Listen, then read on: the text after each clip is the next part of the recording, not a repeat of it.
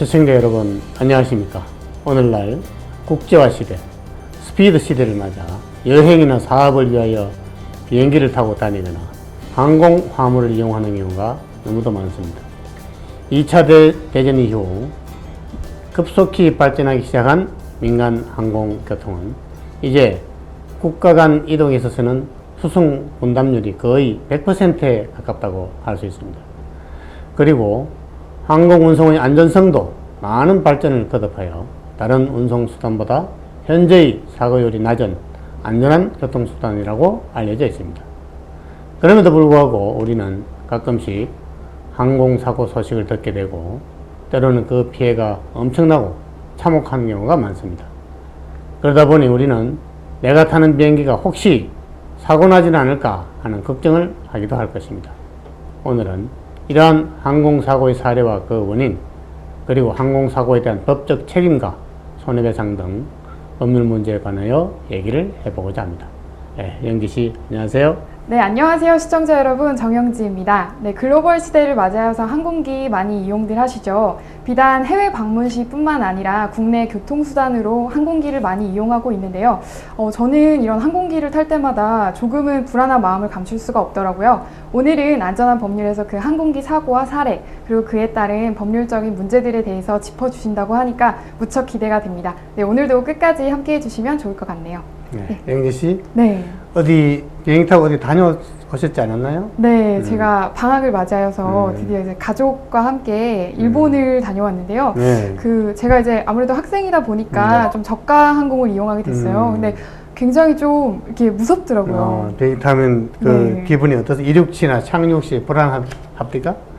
굉장히 이게 뭐 기장이 이제 방송을 해주잖아요. 뭐 이제 전원을 다 끄시고 뭐 이제 안전벨트를 매주세요라고 했을 때 굉장히 좀 저는 긴장이 되는 편이더라고요. 네. 안전하게 착륙할 때까지는 마음이 네. 불안하죠. 찝찝하죠. 근데 저도 한참 전의 일이지만은 미국 LA에서 한국으로 오는 비행기를 탔는데 착륙을 이륙을 두 번이나 시도했는데 네. 못 뜨더라고요. 결국 또 시동이 꺼지고 이러면서 결국은 그 비행기는 못하고 다른 비행기로 온 적이 있고, 최근에 국내에서도 한번 서울에서 부산에 갔는데 네. 가기는 갔는데 부산에서 몇 번, 한 5번 정도를 시도를 했어요. 내릴 줄 알았는데 또다시 또 출력을 올려서 올라가고 하더니 그날도 한번 기상악화로 뭐 내려가는데 아무것도 안 보여요. 깜깜하고 구름만 끼었고 그래 빙빙 돌다 결국 대구 공항으로 가서 내려서 부산으로 나중에 버스 타고 간 일이 있었어요. 참 마음이 불안했죠. 네, 그래서 저는 가끔 가다 보면은 기류가 불안정할 때가 있잖아요. 그럴 때 이제 기체가 많이 흔들릴 때 그렇죠. 정말 불안하더라고요. 불안하죠. 저는 비행기에서 뛰어내린 적도 있었어요. 비행기에서 직접 네. 변호사님께서 비행기 뛰어내린 게 이게 네. 군대에 있을 때 네. 특전사에서 이제 훈련하면서 특전사 출신이시군요. 훈련 비행기에서 낙하산 타고 뛰어내린 그것도 뛰어내린 거죠. 위기 상황에서 뛰어내린 건 아니고 아니 훈련 상황에서 뛰어내렸으니까 한데 그때도 그 비행기에 고장이 나서 뛰어내리려고 하는데 공항으로 돌아가고 한 그런 적이 있긴 있었어요. 비행기에서 뛰어내리는 기분이라는 게 어떨까요? 어떠셨어요? 아마 스릴 만점이죠. 네. 스릴 만점이고 번지 점프 하는 것보다도 아마 더 스릴이 넘치죠. 저는 굉장히 높은 곳을 좋아하지 않아서 번지 점프도 일부러 하지 않는데 변호사님 대단하시네요. 저도 알고 보면 그 즐기는 것 같지는 않더라고요. 네. 훈련할 때 괴롭더라고요. 하여튼 인간이 어쨌든 하늘을 날고자 하는 꿈이 옛날부터 있었어요. 네. 있었는데 이 라이트 형제부터 이렇게 열심히 노력해서 만들었는데 지금 항공 여행뿐만 아니라 우주 여행까지도 하니까 네. 인간의 나라는 꿈이 뭐 원 없이 실현되고 있는데요. 어쨌든 그러나 항공 사고가 나는 게 문제죠. 네, 맞습니다. 항공 사고가 나는데 항공 사고에게 이제 자주 일어나는 항공 사고에 대해서 얘기 좀 들어봤어요 최근에? 저는 사실 항공기가 뭐 교통수단 중에서는 가장 안전하다고 들었거든요. 근데 그렇죠. 뭐 연도별 통계를 보면은 그래도 1년에 한 100건 정도의 비행사고가 난다고 해요. 네. 그래서 제가 굉장히 놀랐던 적이 있는데 그런 항공기 사고의 원인이라고 할까요? 항공 사고의 원인은 뭐 상식적으로 생각해도 뭐 우리가 만유 인력이라 그래가지고 우리 지구의 중력을 우리가 거부할 수 없잖아요. 네, 그렇죠. 근데 우리가 그 중력을 거부하겠다는 게 하늘을 나는 거 아니에요. 네. 그러다 보니까 약간의 균형을 잃기만 해도 곤두박질 치게 되는 그런 원천적인 문제가 있고, 그 다음 기상에서 바람 여기에 따라서 아주 취약하고요. 그 다음에 비행기라는 게 이게 지상의 무슨 이동수단보다도 순발력이 떨어지고 기동성이 떨어져요. 즉 다시 말해서 급 스피드를 낸다든지 급 증거를 한다든지 급 회전을 하는 게 불가능하잖아요. 그래서 이제 사고가 뻔히 보면서도 사고가 나게 되고, 또 엔진의 특성이 이게 뭐 극히 엄청난 출력을 내는 엔진이다 보니까 약간의 고장만 있어도 균형을 잃게 되거나 비행을 못하게 되는 그런 생기고, 그 다음에 비행기 연료도 여기 휘발성이 아주 강해가지고 약간의 충격이나 화기만 조금만 가까이 가도 폭발하고 화재로 이어져서 사고가 나는 경우, 그런 뭐 원인 때문에 비행기 사고가 자주 나지 않나 싶고, 자주 나는 건 아니지만 어쨌든 이러한 그 특성 때문에 비행기 사고의 특성이라면은 뭐 학술적으로도 이렇게 책을 보면은 전손성 이래가지고 거의 뭐 전부 손해를 입히는 그런 손상이 가는 그런 사고 나고, 어쨌든 공중을 날아다니지만 결국 그 지상에 결국 착륙해야 되고 지상으로 출발해야 되고 지상의 어떤 통제를 받아야 된다. 그래서 지상의 어떤 설비나 통제에 이렇게 종속되어 있다는 그런 측면. 그 다음에 손해가 뭐 엄청나게 많다는 거. 그 다음에 이게 손해 당사자가 승객, 뭐 또 비행기 만든 사람, 또 운송인, 또 뭐 출발지, 도착지가 다 달라가지고 사고의 또 국제적인 문제가 항상 도출된다는 그런 측면하고, 비행기도 사고도 또 멀쩡하게 가다가 순간적으로 일어난다는 그런 점이 비행기 사고의 특성이 아닌가 생각합니다. 들어보니까 굉장히 다양한 원인이 있고 그 특성 또한 살펴보니까 이게 항공기 사고가 정말 크게 정말 피해를 미치는 그렇죠. 그런 정말 일어나서는 안 될 사실 사고라고 볼 수 있는데 이런 사고도 그 원인이 다양함에 따라서 조금 유형이 그렇죠. 좀 다르죠. 쉽게 이제 우리가 분류를 해보면은 비행기의 어떤 지상에서의 사고, 지상에서 이렇게 이동하면서 사고 나는 경우가 있고, 또 이제 이륙하면서 일어나는 사고, 또 이제 비행기 운항 중에 일어나는 사고, 또 이제 착륙 중에 일어나는 사고, 이렇게 대별을 할 수 있습니다. 그러면은 아까 변호사님께서 겪으셨던 그런 이제 출발을 못하는 그런 사고가 이제 지상 사고라고 볼 수 있을까요? 이제 제 사고는 아무래도 그건 이륙 사고라고 할 수 있겠죠. 그런데 이제 이륙 시도하기 이전에 사고 나는 경우가 공항에서 뭐 교통사고처럼 비행기를 움직이다가 이렇게 사고 나는 경우에, 실제로도 이게 그 사고가 아주 대형 사고가 일어난 적이 있었는데요. 1977년에 페남기하고 KLM 소속 747 보잉 747 비행기끼리 지상에서 택시 사고 나듯이 이제 부딪혔어요. 그래서 그런 사고를 택싱 액시던트라고 얘기하는데, 이게 공항에서 이렇게 관제사로부터 통제를 잘 못 받고 연락을 잘 못 받고 또 기상도 그날 물론 안개도 많이 끼고 해지고 옆에 비행기가 오는 줄도 모르고 그냥 가서 부딪혔어요. 화재가 일어나고 하니까 거기서 양쪽 비행기에서 무려 583명이 사망했다는 거 아닙니까? 그리고 이제 생존자가 겨우 61명에 불과했다는데 이런 사고도 있고, 그 다음에 이륙 중 사고도 제법 많죠. 이륙 중 사고는 주로 기체 결함으로 또는 정비불량으로 일어나는 사고가 많습니다. 대표적인 제가 1979년에 미국 아메리칸 항공 소속 비행기가 이렇게 엔진 고장으로 시카고 공항 이륙 직후에 그냥 추락해서 273명이 사망한 그런 일이 있었고요.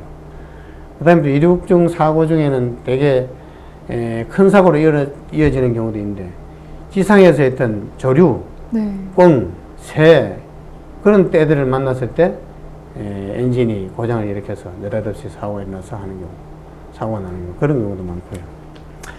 그 다음에 이제 운항 중 사고도 의외로 많아요. 우리가 운항 중에는 뭐 괜찮겠지 하는데, 운항 중에도 주로는 기상 악화로 인해서 터뷸런스, 아까 영지 씨 얘기했지만은 비행기가 많이 떨리는 경우, 약간 떨리는 경우에 한번 참고 많은데, 실제로는 엄청난 떨림이 있어가지고 난기류에 휩싸였을 때 뭐 몇십 미터씩 곤두박질 칠 때 비행기 속이 아닌 난장판이, 짐도 막 떨어지고 난장판이 되는 경우, 그래서 그런 경우는 이제 상해가 중상해를 입는 경우, 그런 경우 있고, 또 어이없게도 비행기 간에 충돌하는 사고가 있을 수 있습니다. 하늘 공중에서요. 그렇습니다. 예, 비행기 길이 있는데 그 길을 무시하고 고도를 무시하고 달리다가 1996년에 사우디 항공 보잉 747기와 카자흐스탄의 일루신 비행기가 수송기하고 이렇게 뉴델리 쪽에서 이제 부딪혀서 상공에서 351명이 사망한 그런 사고가 있었습니다. 그 다음에 뭐 이래 각종 사고가 있는데요. 또 이제 경우에 따라서는 비행 중에 낙뢰, 번개 때문에 사고 나는 경우도 있고. 네. 또 우리가 가장 많이 접한 건 사실은 이런 자연적인 현상 때문에 불의의 사고가 아니라 피격, 예를 들어 뭐 총격을 받는다든지 포격을 받는다든지 네. 테러를 당한다든지 맞아요. 이래 가지고 사고 나는 경우가 많았죠. 가까이 있는 우리나라에서 대한항공 비행기가 사할린 근해에서 소련 전투기에서 피격돼서 269명 전원이 사망한 네. 사건이 84년에 있었고요.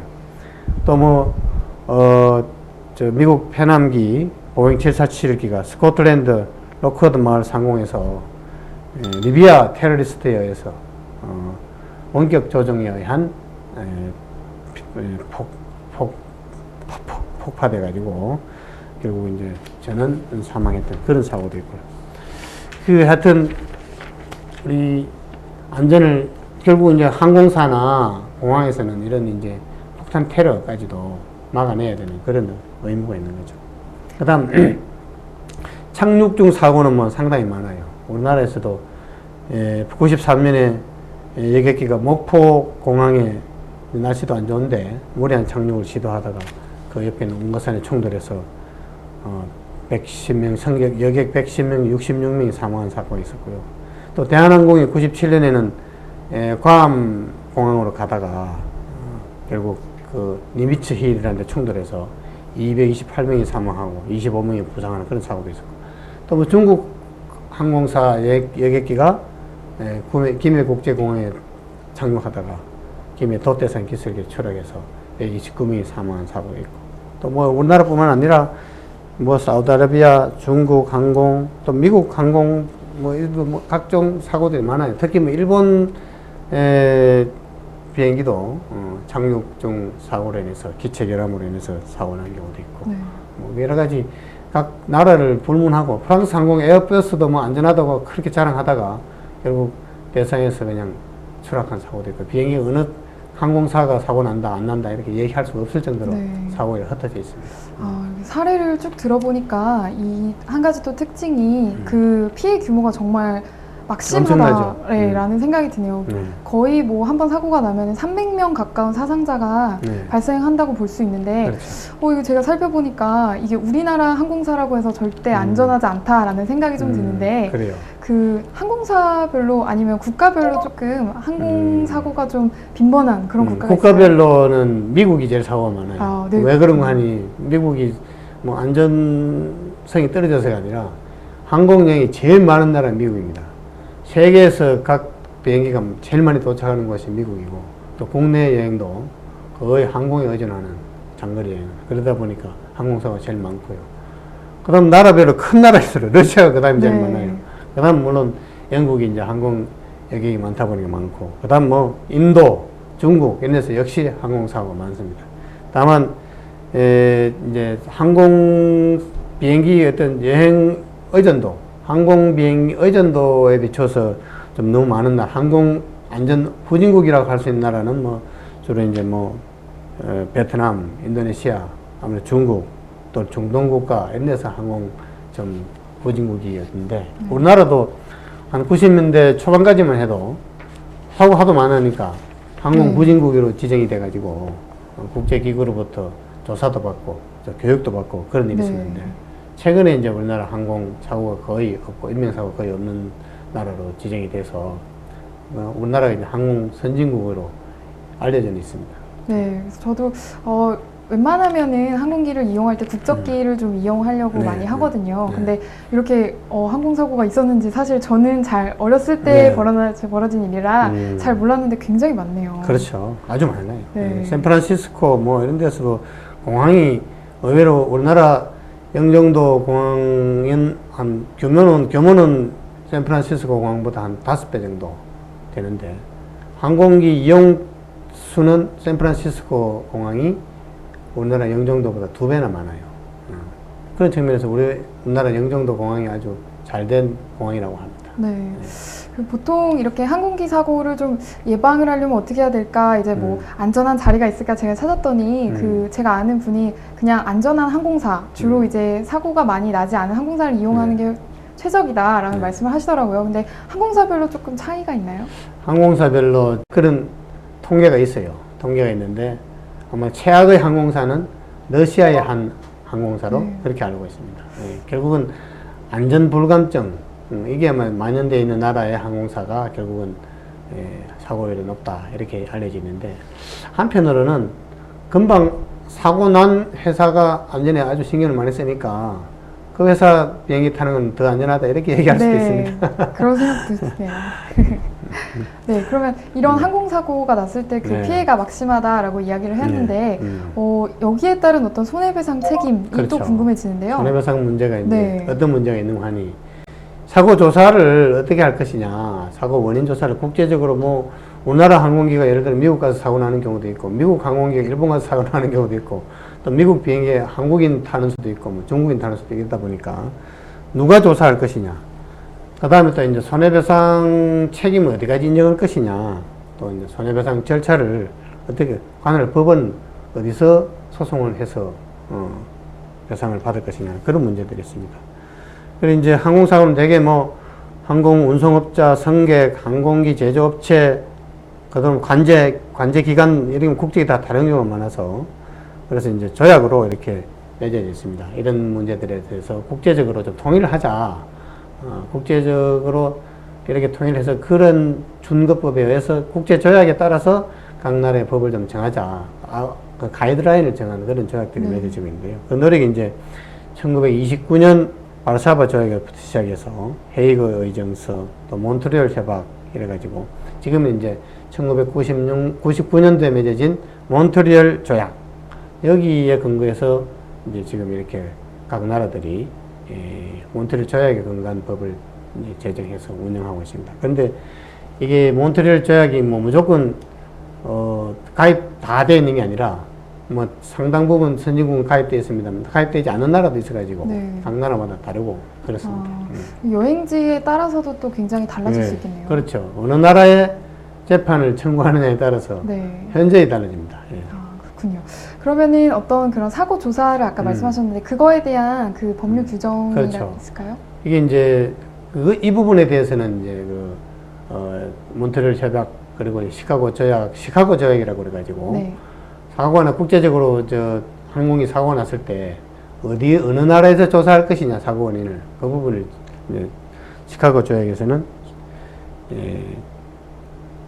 그 승객 사망이 있었거나 또는 중상이 있었던 사고, 또는 항공기 또는 항공시설의 중대 하자로, 즉 중대한 흠이 있어가지고 사고 났을 경우에는 그 조사를 사고 발생 국가에서 조사한다. 이렇게 되어 있습니다. 사고 발생 국가에서 조사하는 것은 여러 가지 의미가 있는 게, 그 사고의 잔해도 거기에 남아 있고, 또 이제 그 사고와 관계되는 사람들이 거기에 주로 많이 있을 테니까 거기에 조사하는 것은 뭐 일리가 있고, 또 그게 국제적으로 전부 다 용인하고 있는 그런 조항이 있습니다. 그래서 사고지에서 조사를 하게 됐습니다. 네, 그러면 그 국적기라고 할까요? 그 기체의 어떤 국적기라든가 아니면은 사상자가 난 국민의 어떤 그 국가에서는 어떤 조사권이 없을까요? 네, 사상자가 난 국가에서는 뭐 조사에 참여한다, 그러니까 참가는 할 수 있겠지만 그런 권한은 없고, 그 나라의 항공기가 항공기 국적이 있는데요. 항공기의 국적을 갖고 있는 나라에서는 그 이제 자국법 허용 범위 내에서 보충적으로 조사를 할 수 있는 기능을 부여하고 있고, 그 항공기 등록국이 그 조사에 입회할 수 있고, 또 입회할 수 있는 사람을 임명하고, 또 이제 조사 보고를 받고, 또 의견을 수령할 권한이 있다, 이렇게 되어 있습니다. 직접적으로 주도적인 조사는 못하지만 보충적인 조사와 의견 수령하고 조사 보고를 받을 권한이 있다, 이렇게 되어 있습니다. 네, 항공기 같은 경우는 사고의 원인도 굉장히 다양하고 하기 때문에 그 조사의 목적도 굉장히 중요할 것 같은데요. 어떻게 볼 수 있을까요? 여기 이제 이런 사고 났을 때 조사하는 목적은 그 나라에서의 조사하는 목적은 이 기본적인 목적이 이렇게 사고 재발을 방지하기 위한 원인 조사다. 거기에 목적이 있는 걸로 이렇게 네. 규정을 해놨어요. 여기서는 결국은 어떤 사고 책임을 비난하기 위한 또는 뭐 형사적 책임 또는 민사적 책임을 물기 위한 조사가 아니다. 그렇게 규정이 되어 있어요. 네. 그러다 보니까 물론 그것이 나중에 해당 국가에서 민사 책임을 진다든지 또는 형사 책임을 지울 때 그 조사가 참고는 되겠지만 그것이 즉 형사 책임, 민사 책임을 묻기 위한 목적을 가진 조사는 아니다. 이렇게 규정을 했기 때문에 그 조사를 할 때 무슨 묵비권을 행사할 수 있는 권한을 뭐 준다든지 또는 뭐 미란다 원칙을 고지해야 되는데 그런 원칙은 없습니다. 그렇군요. 그리고 저희가 뭐 세계 시민이다 이런 말을 많이 그렇죠. 쓰는데 그 세계 시민의 안전권을 위해서라도 정말 철저하게 조사가 그렇죠. 되어야 할 것 같네요. 네. 그래서 그 조사 기관은 일반적으로 네. 그 국가로부터 이제 독립된 기능을, 독립성을 보유하게 해놓고 있고요. 그리고 또 이제 그 자료나 사고 자료나 문서를 함부로 공개를 못하도록 이렇게 돼 있고, 또 조사, 연락, 보고 절차 이런 것들이 좀 한정돼 있어요. 한국도 이제 이런 근거에서 항공기 사고 조사 및 처리 요령 이래가지고 그에 관한 이렇게 조항을 두고 있는데, 이 모든 조문들을 국제조약을 다 수용하게 되는 건 아니에요. 저희가 일부 유보 조항들이 있어가지고 각 국마다 조금씩은 달라요. 근데 대개 이제 큰 원칙은 이렇게 독립기관으로 이제 전문가로서 이제 이게 조직되어 있고, 조사 요령이라든지 이런 거 되게 대동소이한 그런 상황입니다. 네, 그렇군요. 제가 굉장히 이제 또 궁금해지는 게 사실 그 생명이 뭐 이제 없어졌을 경우에 네. 이제 손해를 어떻게 배상을 해야 하냐 또 참 문제가 되지만 또 어떻게든 좀 금전적으로 배상을 해야 할 텐데 그 네. 배상을 항공사에서 다 책임을 져야 하나라고 궁금하거든요. 그 부분은 이제 항공사에만 어떤 기책 사유가 있거나 사고 원인이 있으면 항공사만 책임지겠죠. 그런데 이제 예를 들어 관제사, 관제기관의 책임이 있다, 관제시설이 책임이 있다, 뭐 하자가 있었다, 또는 뭐 공항 시설 활주로가 잘못되어 있었다라든지 그런 경우에는 그 관제사, 공항 측에서도 책임이 있고, 또 뭐 승객이 무슨 잘못해가지고 기장이 말로 안 들어가지고 사고 나는 수도 있고, 또 이제 비행기를 제조한 제조사가 비행기 어떤 기체 결함을 고지를 안 했다라든지 경고를 안 했다라든지 뭐 어떤 조작 방법을 잘못 알렸다라든지 그런 경우에 이제 항공사도 같이 책임을 져야 되는 그런 경우가 있습니다.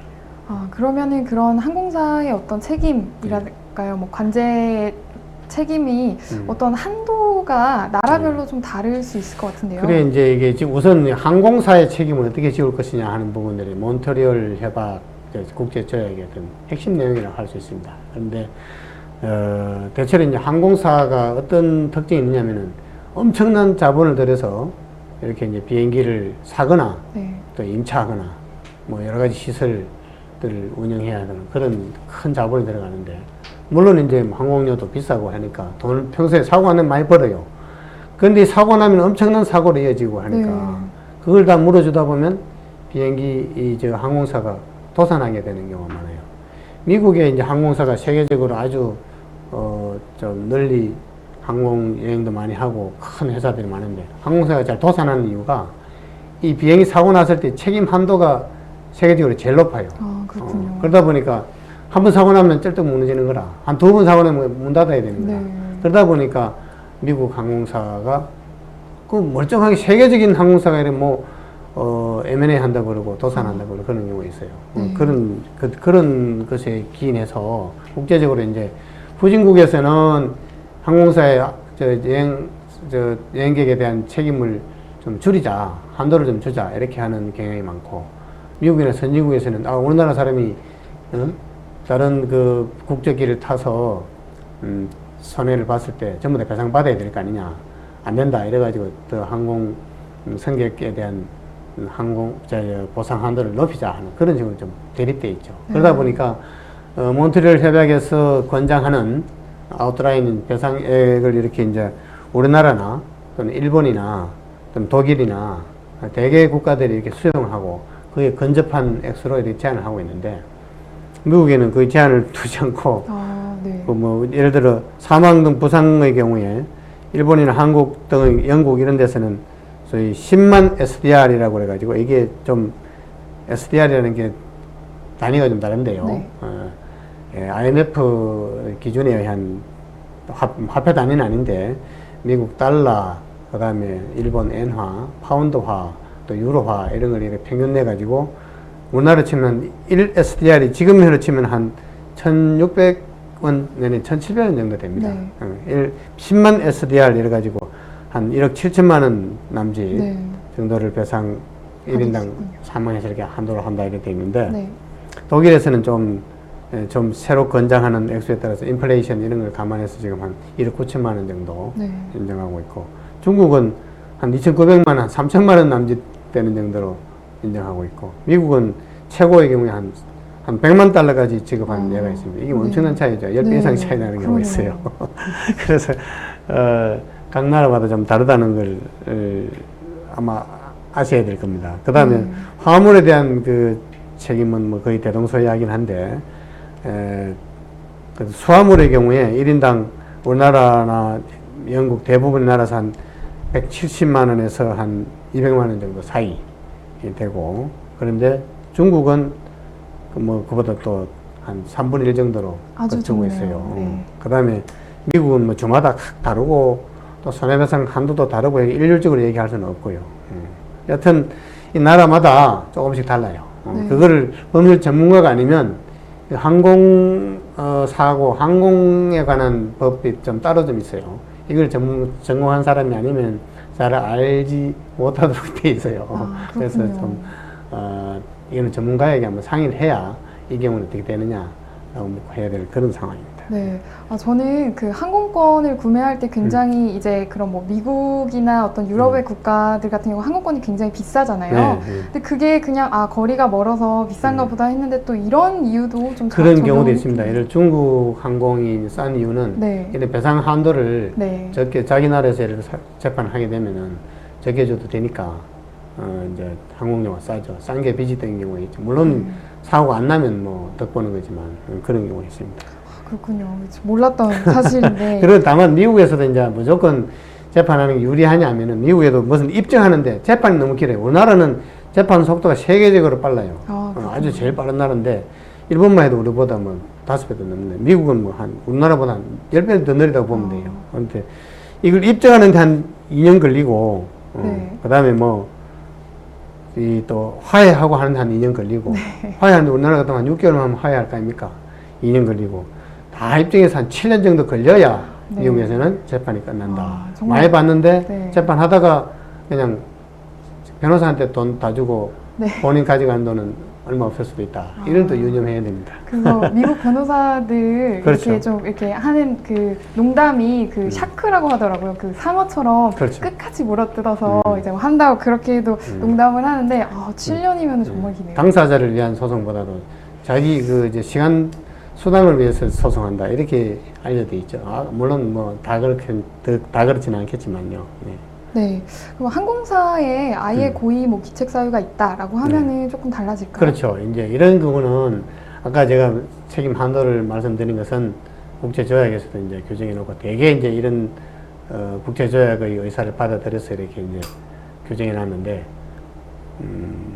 고의 내지 중과실이 없을 때 그렇게 책임 한도를 정해 놨다는 얘기입니다. 만일에 고의적으로 뭐 사고를 냈다든지 또는 아주 중대한 과실 뭐 무모한 과실 이렇게 표현하기도 합니다만은 우리나라의 법률 용어로 표현하자면 아니 뭐 그렇게 충분히 예상할 수 있고 예상됨에도 불구하고 막 설마 그러겠냐 안 일어나겠지 라고 하면서 나도 어쩔 수 없지 라고 하는 그런 이제 중과실의 경우에는 전액 배상을 해야 되는 그런 경우가 있습니다. 우리가 이런 경우를 전에 이제 대한항공이 괌 그 공항에 가서 네. 가다가 이제 부딪혀서 사고 났을 때 국내 여객들과 이제 합의를 했습니다. 대개 합의를 하고 했는데 그거를 미국 법원에 괌이 이제 미국령이니까 관제 책임이 있었다. 이래가지고 대한항공에 대해서는 책임을 뭐 제한해서 이제 이 몬트리올 협약에서 이제 합의를 하다 보니까 소송을 제기하지 않는 전제를 해가지고 상당히 적은 금액을 배상을 받았고 미국의 관제사에 대한 책임이 있다. 이래가지고 미국에 대해 재판을 건 사람은 그거 한 10배 이상을 보상을 받은 적이 있습니다. 네. 그래요. 또 아까 그 조사국이 또 달라진다고 하셨는데 재판을 어디다가 또 신청해야 될지도 사실 궁금하거든요. 재판을 어디다가 청구할 것이냐 하는 문제는 이것도 이제 국제조약에 정해놨는데 네. 운송인의 주소지, 즉 다시 말해서 물론 국적길은 국적 비행기에 등록국은 다른다 하더라도 비행사가 어디냐, 여행사가 어디냐, 그게 달라지고요. 그 다음에 이제 운송인의 주된 영업소, 즉 비행사의 주된 영업소가 어디냐, 거기에 이제 소재지에 재판을 청구할 수 있고, 또 운송 계약을 체결한 곳, 체결지의 법원에 청구할 수 있습니다. 그 다음에 또 비행기의 도착지 여기도 청구할 수 있어요. 그런데 이제 다른 나라는 처음부터 이것만 하자고 그러는데 미국에서 끝까지 주장해가지고 여객의 주된 영구적 거주지, 즉 다시 말해서 미국에서 사는 사람은 미국에서 재판을 구할 수 있도록 하자. 이렇게 이제 자국에서 사는 사람들의 손해배상 채권을 이렇게 확보하자는 그런 이제 꼼수를 써가지고 이게 이제 조항으로 좀 들어가 있어요. 그러다 보니까 어느 나라에서 소송이 제기될지 미국에서 제기되는 게 제일 불리해요. 항공사로서는 그렇게 되어 있습니다. 네. 이게 미국이 아무래도 항공사고도 굉장히 많고 운항하는 수도 많기 때문에 이런 제도에 있어서는 정말 철저하게 좀 한편으로는 그 이제 피해자를 끝까지 보호하고자 하는 그런 측면이 있으니까 무조건 나쁜 태도다 이렇게 얘기할 수는 없겠죠. 네. 그리고 또 제가 이렇게 보기에는 항공사뿐만이 아니라 좀 어떤 비행기 기체 결함이라든가 아니면은 공항과의 어떤 그런 소통 간에서 좀 문제가 있었다라고 하면은 혼자 책임지기 조금 억울할 것 같거든요. 그렇죠. 항공사가 다 책임지기는 그럴 수가 없는 경우가 있는 게 비행기 결함, 이 결함이 아주 많기로 유명한 비행기도 있었어요. 그래서 그 비행기 걸핏하면 사고가 나고 그래서 그게 이제 아주 퇴출되는 경우도 있었는데 어쨌든 비행기 결함이 있는 경우 또 비행기 결함이 없다 하더라도 조작 방법에 관한 고지를 제대로 못했을 경우 이런 경우에 비행기 제조사의 어떤 책임을 인정을 합니다. 그 다음에 또 관제사가 잘못했을 경우 또는 관제 기구가 잘못됐을 경우 신호가 잘못됐을 경우 그런 경우에도 관제기관, 관제사 측의 책임을 지웁니다. 그런 경우에 이제 이 책임들이 항공사와 또 관제기관, 항공기 제조사의 책임이 대개 이제 세계적인 법이 통일되어 있으니, 대체로 통일되어 있으니 거의 연대 책임, 부진적 연대 책임이라고 하는데요. 연대 책임을 진다. 어느 항공사의 과실만이 아니라 관제사도 책임이 있다면 관제사도 다 책임을 지고 그 부분에 대한, 과실 부분에 대한 부상권, 즉 다시 말해서 항공사도 책임이 있지 않느냐. 또는 기업체도 결함이 있지 않느냐. 그 책임 있는 사람끼리, 자기네들끼리 이제 책임 부분에 대해서 부상할 수 있는 것은 몰라도 물어달라 할 수는 있을지는 몰라도 승객이나 이용객들에 대한 책임은 일단 전액을 배상해야 하는 책임 있는 범위 내에서 그런 연대 책임을 지게 되죠. 물론 지금 이제 그 비행기 제조사의 책임이라든지 관제기관의 책임이라든지 그런 책임에 대해서 지금 국제조약으로 이게 좀 한정해야 되는 거 아니냐라고 하는 움직임은 있고 그런 움직임은 있지만 아직까지 조약이 체결된 바도 없고 각국에서 입법화된 일이 없어서 관제사의 책임이나 그 항공기 제조사의 책임은 실제로 무한 책임이 되어 있습니다. 그렇군요. 이게 아무래도 국제 문제다 보니까 하나의 통일된 어떤 법률이 있는 건 아닌 것 같아요. 네, 그렇죠. 그래서 제가 또 궁금해지는 게 그러면 소송을 제기를 하려면 또 이게 시효라는 게 있잖아요. 이 문제가 참 궁금해지네요. 시효 부분에 대해서 몬트리올 협약 등에서 권장하고 있기는 2년간 시효를 2년간 사고 난 다음에 2년 후는 청구를 못하게 돼 있어요. 엄청난 피해임에도 불구하고 이래저래 꾸물거리다 보면 2년 지나가요. 사고 조사도 다 끝나지 않을 수도 있어요. 그렇군요. 그러니까 일단은 법률 전문가에게 얘기를 해서 소송을 제기하든지 아니면 합의를 하든지 해야 되겠죠. 그리고 이제 예를 들어 수화물 수령 후 화물 같은 경우에도 즉시 이의를 제기를 해야 돼요. 혐의 있다. 또는 저거 발견하기 어려운 것이라도 일주일 내에 이렇게 서면이나 이메일로 이렇게 청구를 해야 거기 2년 내에 그걸 청구할 수 있습니다. 그런 이렇게 책임을 이렇게 좀 분명하게 하는 이유가 빨리 이렇게 책임 관계를 이게 마무리 짓고자 하는 그런 의도도 있고요. 그래서 이제 어떻게 보면은 항공사에 대한 책임을 경감시켜주는 거 아니냐 이렇게 볼 수도 있습니다. 수화물 같은 경우에는 정말 7일 이내 그거는 정말 명심해야 될 것 같네요. 예, 그렇죠. 예, 이 불의의 항공 사고를 당했을 경우 그 손해가 너무도 끔찍하여 사고를 당한 피해자 입장에서는 무엇으로 배상을 받아도 만족할 수 없을 것입니다.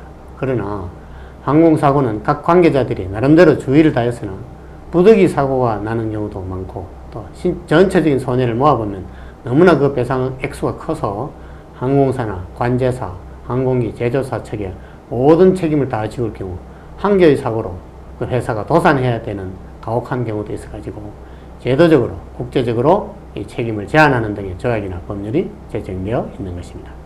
결국 이러한 문제는 항공사고에 관한 보험제도를 완비함으로써 해결할 수 있을 것입니다.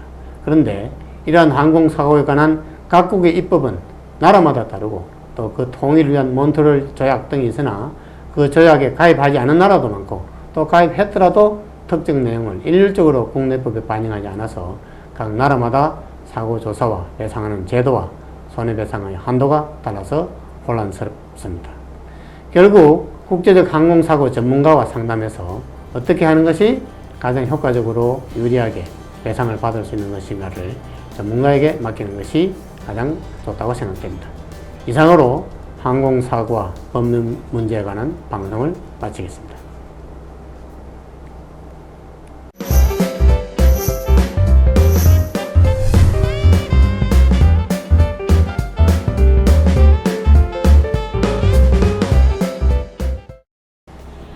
네, 안녕하세요 시청자 여러분. 안전한 법률 Q&A 시간입니다. 이 시간에는 시청자 여러분들께서 보내주신 사연을 소개해드리고 그 법률 문제를 해결해드리는 시간인데요. 오늘은 또 어떤 사연을 주셨을지 제가 소개해드리도록 하겠습니다. 네, 안녕하세요. 저는 다세대 경매주택 입주자입니다. 19가구 이상 살고 있는 주택인데 전주인의 문제로 건물이 경매로 넘어갔습니다. 저는 뒤늦게 입주한 세입자여서 배당금을 보증금의 반도 안 되게 받게 되었습니다. 근데 배당 금액을 안 날 이제 새로운 주인에게 내가 배당금을 너무 적게 받아서 조금 이사를 해야 하니 시간을 좀 달라라고 이야기를 했습니다.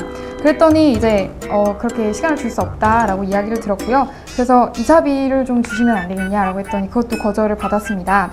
그래서 제가 이제 강제집행 예고장이 24일까지 집을 비우라고 통지가 왔는데요. 17일부터 새 주인이 공동 세탁실 문을 폐쇄하고 엘리베이터 운행을 중지해 어렵게 제가 집을 구할 수밖에 없었습니다. 그래서 오늘 그 새 집을 계약을 하게 돼서 이제 명도 확인서를 써주면 나가겠다라고 이야기를 했더니 저는 8천 전세로 살고 있었거든요. 그런데 월세 80만 원과 월 관리비, 공과금을 준비를 하고 방을 빼면 그때서야 명도 확인서를 써주겠다라고 새 주인이 이야기를 하네요. 법원에서는 이제 명도 확인서가 없으면 배당금을 지급 안 한다고 하는데 제가 어떻게 해야 될까요? 라고 문의를 주셨습니다. 이에 대해서 하강윤 변호사님이 답변해 주시도록 하겠습니다. 네, 이 질문을 들어보니까 여러 가지 법률 문제가 있네요. 네. 우선 이 질문자는 아마 소액 임차인이었던 모양입니다. 소액 임차인이다 보니까 본인은 아마 늦게 입주한 세입자에서 보증금이 반도 안 됐다고 그러는데 보증금이 반이라도 받은 게 다행이네요. 네. 만일에 이게 소액 임차인이 아니고 금액이 좀 큰 금액이라면 한 푼도 배당을 못 받았을 가능성이 있습니다. 그리고 만일에 이제 전액을 배당을 좀 우선적으로 받으려면 확정일자를 미리 받고 해서 확정일자가 만일 건저당권 실행되는 것보다 만일 먼저라면 네. 먼저 받겠죠. 그런 문제인데 아마 뒤늦게 아마도 그 입주가 건저당권 설정 시기보다 늦었던 모양입니다. 네. 그 다음에 이제 이게 이렇게 되면 경락을 받은 사람이 주인이니까 인도 명령을 하면 나가야 돼요. 나가야 되는데 이제 명도를 해줘야 그 보증금을 법원으로부터 받을 수가 있어요. 네. 그래서 이제 명도 확인서 문제가 생기는데 그러니까 새로운 경락인이 명도 받았다라는 명도 확인서를 작성해주면 그걸 제출하면 법원에서 이제 배당금 반도 안 되는 보증금이라도 돌려받는데 그것도 지금 못 돌려받고 있는 상황이네요. 그리고 이제 강제 집행하겠다 아마 인도 명령이 나오는 모양인데 네. 인도 명령을 받고 또 안 나가면 이제 강제 집행하겠죠. 근데 강제 집행하기 전까지는 뭐 그 주인이 와가지고 예를 들어 출입문을 폐쇄한다든지 뭐 열쇠를 부순다든지 또는 화장실 문을 어떻게 한다든지 네. 엘리베이터를 고장 낸다든지 이런 일은 못하게 돼 있어요. 네.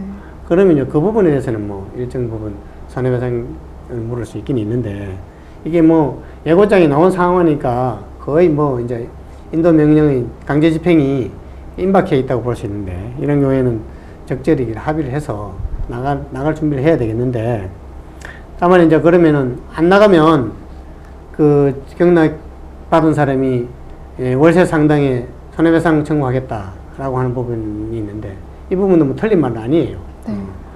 안 나가면 안 나가는 대로 그래서 부당이득, 월세 안 내고 있는 거니까 부당이득이다 이래가지고 그 부분을 배상을 해야 되는 경우가 있으니까 얼른 좀 빨리 도를 마련해서 명도할 준비를 하고 다른 집을 마련해서 나가서 명도 확인서 받고 이제 법원으로부터 배당금이라도 받아야 되겠습니다. 다만 나머지 보증금 못 받은 부분은 어쩔 수 없이 종전 소유자에게 달라고 하는 수밖에 없어요. 아, 그렇군요. 굉장히 안타까운 좀 사례가 아닐 수 없는데, 네. 여기서 이제 사연 주신 분이 말씀하신 것처럼 이사비 청구가 가능할까요?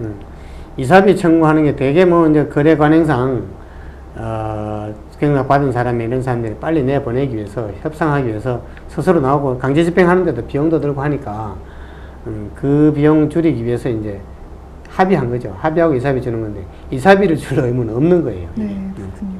그래서 원칙상으로 따져봤을 때는 이 사안 같은 경우에는 이제 부당이득으로 만약에 계속 사셨을 경우에는 이제 월세 같은 것도 다 지불을 해야 하실 것 같고요. 근데 다만 이제 그런 주인이 뭐 세탁실 폐쇄하고 엘리베이터 사용을 못하게 한 부분에 대해서는 손해배상이 인정이 될 것 같네요. 네, 그래서 실제 이제 이런 경우가 참 많은데 우리도 이제 사무실에 경매 컨설팅 뭐 이런 일을 저희들이 하는 파트가 있어가지고 네. 경락 받은 사람을 도와주기도 하고 또 이제 경매 당한 사람 도와주기도 하고 뭐 이러입니다만 이런 안타까운 경우가 많은데 대개 우리는 이제 합의를 유도를 합니다. 이사비도 좀 받아내고 네. 또 당신들이 수수료 드리고 고생하느니 우리가 일정 기간에 나갈 테니까 이사비를 달라.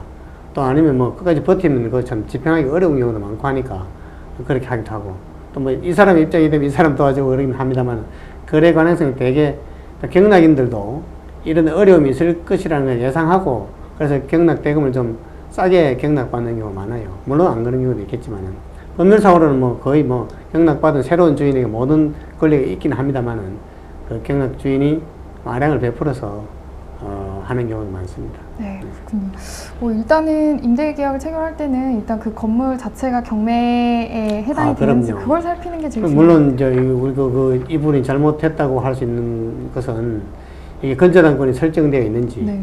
내가 들어가기 전에 건저당권이 설정되어 있으면은 내가 소액 임차인이라 하더라도 우선순위가 떨어지니까 그 부분에 대해서 이제 나머지 소액 임차인 그 이상 임대 보증금을 어떻게 하면 돌려받을 수 있을지 잘 생각해보고 입주해야 되겠죠. 네, 이런 안타까운 사례를 보니까 좀 법률 지식이 정말 일상생활에서 얼마나 중요한지에 대해서 저도 새삼 깨닫게 되는데요. 오늘 사연 어떻게 좀 잘 해결이 되셨는지 모르겠어요. 저희 사연전 방송에서는 이렇게 시청자 여러분들의 궁금증에 대해서 해설을 해드리고 있으니까요. 언제든지 저희 전화나 홈페이지로 문의 주시면 성심성의껏 답변해 드리도록 하겠습니다. 네, Q&A 시간 여기까지입니다. 감사합니다. 드디어 천지개벽 파격적 만남 깊숙이 자극하는 저주파 이야, 꾹꾹 눌러주는 이 힘. 호랑이표 개인형 저주파 자극기. 물리치료 그 방식 그대로 강력한 힘 호랑이표 개인형 저주파 자극기 무거운 돌덩이를 얹은 듯한 목과 어깨 저릿저릿 고통스러운 무릎 콱콱 치고 들어오는 허리 고통 이렇게 참다가 어쩌시려고요. 이제 저주파로 화끈하게 풀어버리세요. 이젠 흡입도자에서 나오는 저주파로 속 깊숙이 강력히 팍팍팍 대한민국 시각청 의료기기 근육통 완화 효과 헤드 방식도 아닙니다. 스펀지와 철사 스프링도 없습니다. 강력 진화 건전지 필요 없는 충전식 스펀지 없는 일체형 붙이고 줄넘기를 해봐도 떨어질 염려가 적은 강한 압착력. 1000번 만번을 써도 새로 살 필요 없는 반영구적 실리콘 소재. 안쪽 전체를 카본 성분으로 쫙! 100도씨에 푹푹 삶아 쓸 수 있는 위생적 품질. 남이 해줄 필요 없이 나 혼자서 얼마든지. 남녀노소 모두가 근육통 완화. 오케이! 와! 이젠 찰싹 붙이시기만 하면 됩니다. 정말 너무너무 편해졌죠? 시원하게 속 시원히 속까지 두두두두 두들겨주는 두드림과 빠른 두드림 꽉꽉 주물러주는 주무름 기능까지 정말 기가 막히게 시원합니다. 놀라운 비밀은 바로 이중 자극. 특허 기술의 흡입 도자를 통해 신경전류가 타고 들어가 깊숙이 더 강하게 묵직하게 치면서 풀어주는 두드림 기능 모드 1, 강하게 팍팍 쳐주는 빠른 두드림 기능 모드 2, 쥐었다 폈다 꽉꽉 주무르는 마사지 기능 모드 3, 1단계에서 6단계까지 강도 조절까지. 콕콕 쑤시고 아픈 허리, 딱딱한 뒷목과 어깨, 저릿저릿한 무릎, 복부까지 강하게 쳐줍니다. 물리치료 방식 그대로 한 번에 4곳을 동시에 사용하니까 전신이 시원해집니다. 불쾌한 느낌 없습니다. 일정한 주파수를 맞춘 업그레이드 신제품. 불쾌함 없이 기분 좋게. 이젠 저주파로 시원한 근육통 완화. 반영구적 실리콘 재질의 건전지 없는 충전식. 삼성 반도체 CPU를 사용한 국내산. 호랑이표를 확인하시면 틀림없습니다. 저주파기 본체. 반영구적 실리콘 흡입 도자 하나, 둘, 셋, 넷. 여기에 곡선 부위에 사용하기 좋은 접착 패드가 2개 더. 연결선 2세트. 사용 설명서. 보관과 이동이 편한 방수 보관 가방. 이 모듈 고급 상자에 충격 특가 59,800원, 한 달 19,933원. 지금 바로 전화하셔서 근육 통증을 풀어보세요. 쑤시고 아프고 허리, 뒷목, 무릎, 팔, 다리 고통스러워 하시는 분들 참 많으시죠? 말하면 뭐합니까? 매번 돈 주고 물리치료 받으러 가든지 마사지 받으러 다니든지 하시는데요. 이젠 그러지 마세요. 호랑이표 사셔서 편하게 집에서 받아보세요. 실리콘 흡입 도자를 통해 저주파가 타고 들어가 전류 자극을 주니까 속속들이 근육통이 쫙. 건전지 끼우는 방식과는 다릅니다. 호랑이표는 그냥 간편하게 충전만 하면 되니까 얼마나 편한지 몰라요. 거기다 스프링과 스펀지가 있던 방식과도 다른데요. 간편한 업그레이드형으로 흡입 도자를 혼자서도 쉽게 부착 가능하고요. 특허 기술을 접목한 실리콘 재질이라 반영구적입니다. 계속 새로 구매할 필요도 전혀 없다는 게 정말 마음에 들어요. 푹푹 삶아서 쓸 수도 있다니까 얼마나 위생적입니까? 호랑이표 꼭 기억하세요. 이제 물리치료 그 방식 그대로 우리 집에서 간편하게 엄청난 강한 쉽. 호랑이표 개인용 저주파 자극기. 첫째, 물리치료 받는 것처럼 집에서 편안하게. 맨날 물리치료 받으러 다녔는데 이젠 이 무릎이랑 허리랑 좀 집에서 편하게 하고 싶어요.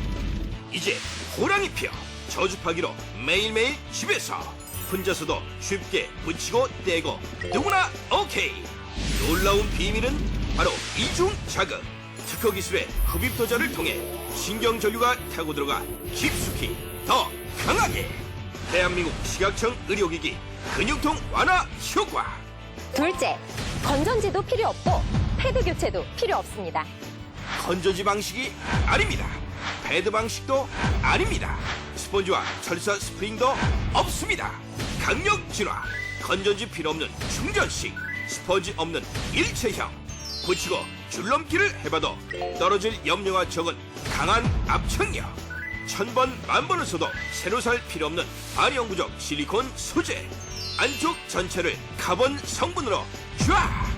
100도씨에 푹푹 삶아 쓸 수 있는 위생적 품질. 남이 해줄 필요 없이 나 혼자서 얼마든지. 남녀노소 모두가 근육통 완화. 오케이! 셋째, 한 번에 여러 부위를 다양한 기능으로 마사지 받아보세요. 어깨랑 등이랑 딱딱하게 굳어져 있는데 스트레칭해도 그때뿐 제대로 확 풀고 싶어요.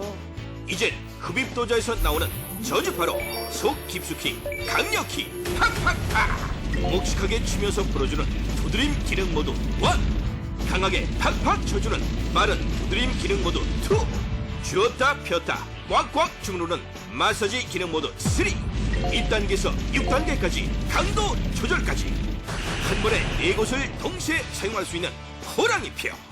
넷째, 국내산의 우수한 기술력까지. 반영구적 실리콘 재질에 건전지 없는 충전식, 삼성 반도체 CPU를 사용한 국내산 호랑이표를 확인하시면 틀림없습니다. 지금 이런 분 절대 주목. 얼덩이 얹은 것 같은 뒷목과 어깨, 팔다리 쑤시고 저린 어르신들, 시리고 아픈 무릎, 물리치료 받으러 돈 내고 다니셨던 분들도 이젠 집에서 편하게 언제 어디서나 물리치료 그 방식 그대로 강력한 쉼 호랑이표 개인용 저주파 자극기, 건전지 필요 없는 충전식, 스펀지 없는 일체형, 1000번 만번을 써도 새로 살 필요 없는 반영구적 실리콘 소재. 이젠 흡입도자에서 나오는 저주파로 속 깊숙이 강력히 팍팍팍 대한민국 식약청 의료기기 근육통 완화 효과. 저주파기 원체 반영구적 실리콘 흡입도자 하나 둘 셋 넷. 여기에 곡선 부위에 사용하기 좋은 접착 패드가 2개 더, 연결선 2세트, 사용 설명서, 보관과 이동이 편한 방수 보관 가방, 이 모듈 고급 상자에 충격 특가 59,800원, 한 달 19,933원. 지금 바로 전화하셔서 근육 통증을 풀어보세요.